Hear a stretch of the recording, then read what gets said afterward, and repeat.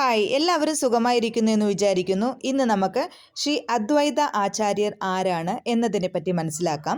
വീഡിയോയിലേക്ക് പോകുന്നതിന് മുമ്പ് ഇന്ന് വരെ എനിക്ക് നൽകിയ സപ്പോർട്ടിന് മനസ്സിൻ്റെ ഉള്ളിൽ നിന്ന് നന്ദി പറയുകയാണ്. Thank you so much.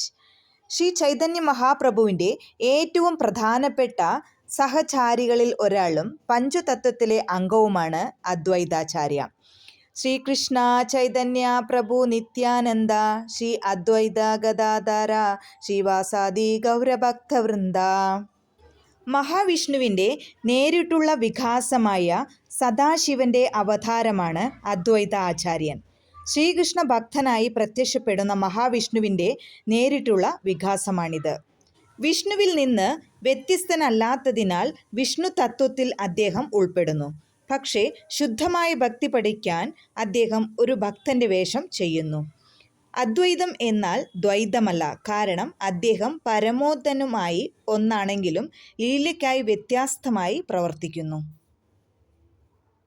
Thank you so much. നിങ്ങൾ ആദ്യമായിട്ടാണ് ഈ വീഡിയോ കാണുന്നതെങ്കിൽ ലൈക്ക് ചെയ്യാനും ഷെയർ ചെയ്യാനും മറക്കരുത്.